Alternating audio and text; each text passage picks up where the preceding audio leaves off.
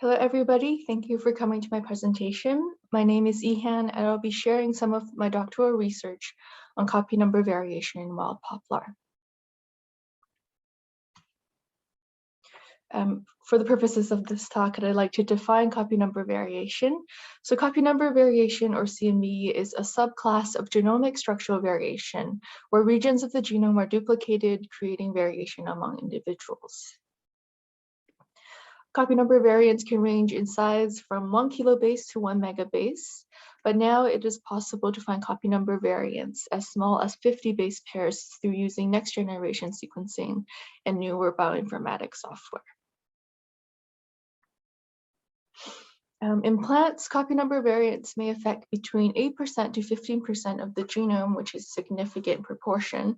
These copy number variants have been found to underline important phenotypic traits such as early flowering, disease resistance, and pesticide resistance, which are all very important agronomic traits. Populus trichocarpa is the poplar tree, and the first tree to be sequenced. It's located along the western coast of North America, where it has a latitudinal decline in physiology and phenotype. Populus trichocarpa has multiple SNP candidates, which are linked to adaptive phenotypic traits, physiological and developmental genes. And these studies were based on both phenological and genetic data conducted across the years. In order to detect copy number variants, there are several different methods which I use as part of my bioinformatics toolchain. The first way to detect copy number variants is through read depth, where you compare read depth of a region between, say, a diploid and a copy number variant. For example, a duplication, where the duplicant will have more reads mapping to the region compared to the diploid. It's also possible to detect copy number variants with disconcordant reads. So here we have a forward and reverse read, and we have the DNA insert located with the dashed line. It's possible that reads might map in opposite directions or in the same direction, which would indicate that the reads are disconcordant. Or there's a case where the estimated DNA insert between the reads is abnormally distributed compared to the normal reads. And these can help us detect copy number variants as well. Lastly, there's also a case where you can have reads that are split. So here we have a reference with paired reads, and here we have a split read where parts of the one read are mapped to different locations on the genome, and that might indicate something like a deletion. So the questions I wanted to tackle in my research was how much and what are the characteristics of the copy number variants and other genomic structural variants within Populus trichocarpa, what processes are enriched in CNVs, and what effects do the CNVs have on expression. And lastly, because Populus trichocarpa hybridizes with Populus balsamifera, a close relative, in the northern part of North America, I was interested in how much copy number variation was the result of introgression. So first, just a very quick numeric summary. I detected about 45,000 deletions and 14,000 duplications using around 740 genotypes. Using principal components analysis using duplication genotype data, I found that there was strong population structure, where you see that populations in the north, indicated by the darker blue dots, clustered together, and there is a latitudinal trend down to the south, where the southern individuals also cluster together, so here in the yellow and the light green. Using deletion data, it's also in a principal components analysis, it's also possible to recover the population structure. So once again, populations in the north cluster together compared to populations in the south. And both of these principal components analysis reflect the same population structure that was detected in previous studies using SNP data. Here, what I have on the slide is a karyotype of the first 9 chromosomes of Populus trichocarpa. There are 19 in total, but only 9 fit on the slide. And these bars represent the location of different copy number variants across these chromosomes. So across the genome, there were about 22,000 regions where only duplications occurred, 8,000 regions where only 22,000 regions where only deletions occurred, about 8,000 regions where you had only duplications occurring, and there were about 3,000 regions across the genome where both duplications and deletions occurred, and in total they covered about 14% of the genome. But for example, there are so many loss-only regions, they're very squeezed across the chromosome, but these are actually individual lines. These copy number variants through a Go enrichment test were found to overlap with genes involved in multiple biologic processes. Among some of the most highly significant and interesting ones are the cellulose biosynthetic process, the response to defense, regulation of flower development, and regulation of shoot development. Populus has an XY sex system, and we're interested in finding any sex-linked copy number variants. So genotypes of deletions and duplications were converted into presence-absence for all individuals.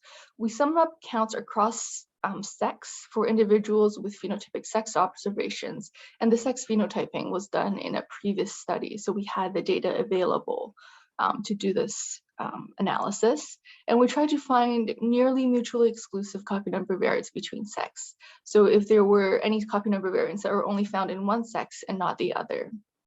And in the end, we found 4 different regions across chromosome 4, chromosome 18, and scaffold 25, where it appeared that these detected copy number variants seem to be mutually exclusive between males and females.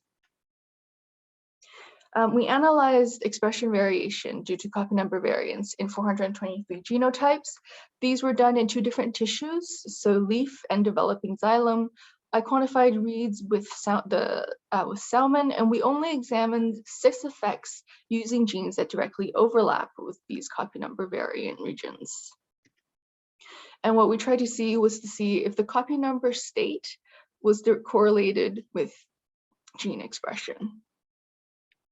So we found that there were significant correlations between copy number state and gene expression for both duplications and deletions.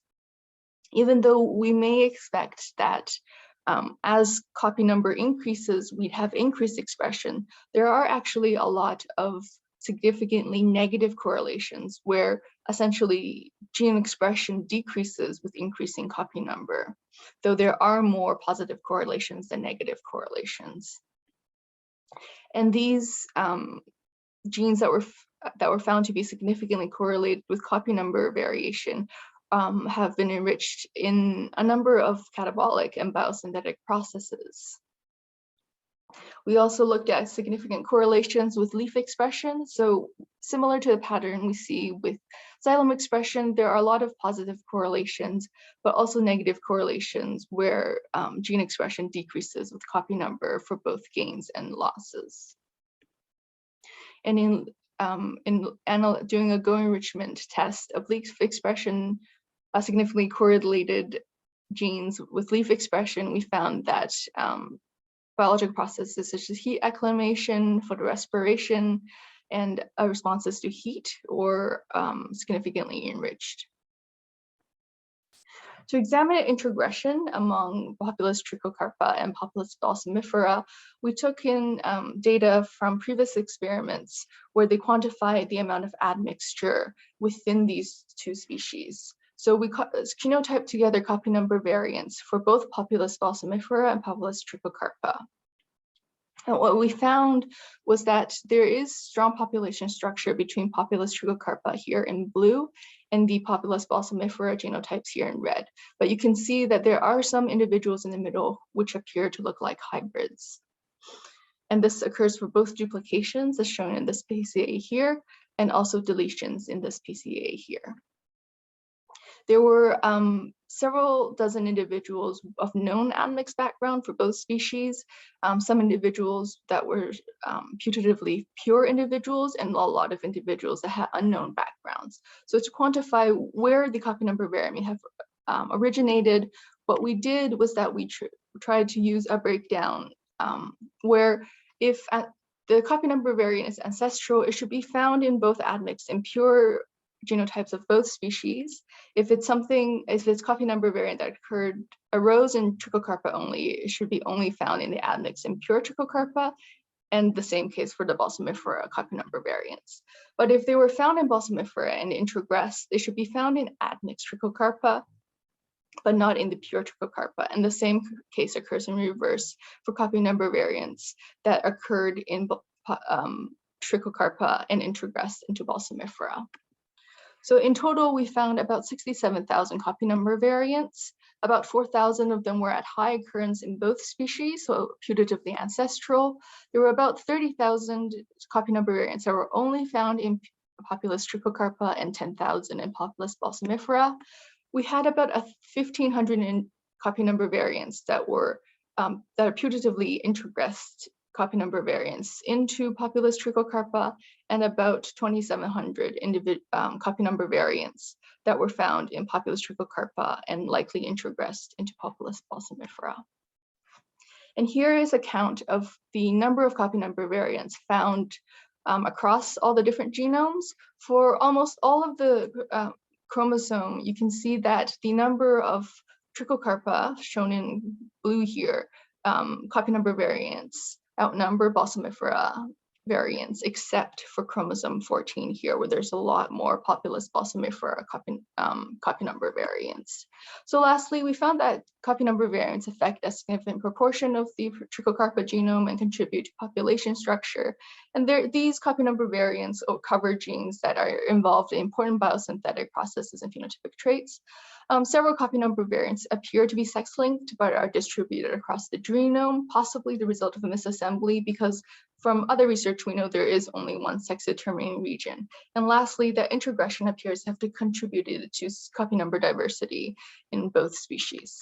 I'd like to thank my lab, the UBC four-year doctoral fellowship, and also the Canadian Society of Plant Biologists for their Oaks Fellowship, which is supporting my doctoral research, along with the other institutions that help provide support for my work. Thanks for watching.